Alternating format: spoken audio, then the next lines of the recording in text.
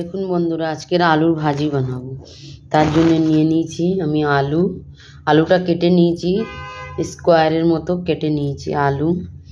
তারপরে নিয়েছি মটরশুঁটি, টমেটো, পেঁয়াজ, ধনেপাতা, কাঁচা লঙ্কা, রসুন একটু থেঁতে নিয়েছি।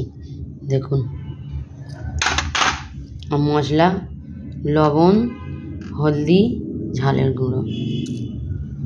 দেখুন, এবারে চুলোর কাছে চলে এসেছি। কড়াইতে দিয়ে দিয়েছি তেল, তেলে দিয়ে দেব রসুন।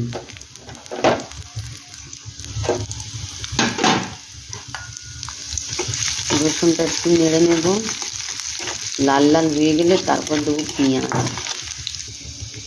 রসুনটা এইরকম হয়ে গেলে দিয়ে দেব পেঁয়াজ।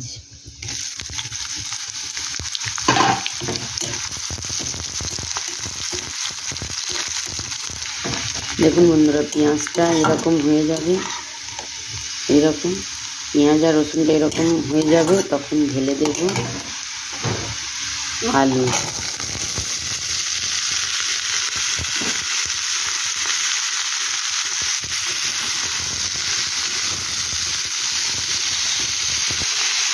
দিয়ে দেব নুন।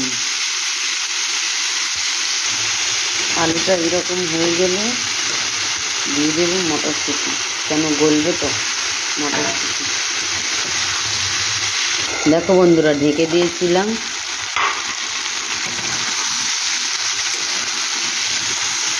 দেখুন, আলুর পানিটা শুকিয়ে গেছে। এগুলো দিয়ে দেবো টমেটো। একটা টমেটো নিয়েছি, এরকম কুচকুচি করে নিয়েছি।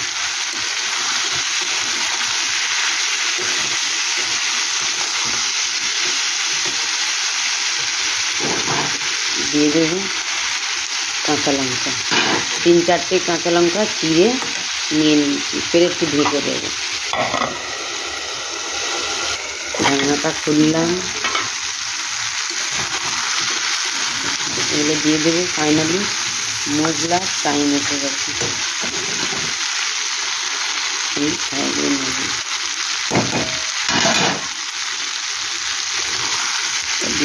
মিশিয়ে নেব। দেখুন, মিশিয়ে নিয়েছি, মশলাটা নেড়ে নিয়েছি, ভালো করে মিলে নিয়েছি। এবার ঢেকে ঢেকে লাল করবো। একটুখানি দিয়ে দেবো তেল, দিয়ে ডিমটা দিয়ে দেবো।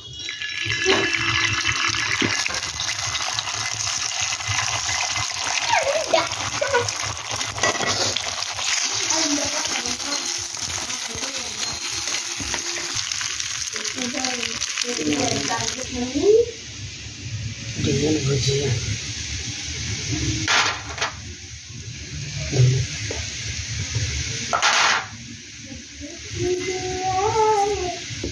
ভাজিটা হয়ে গেছে। দেখুন, ফাইনালি ভাজি হয়ে গেছে।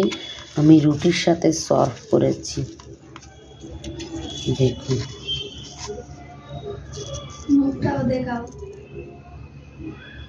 কত সুন্দর।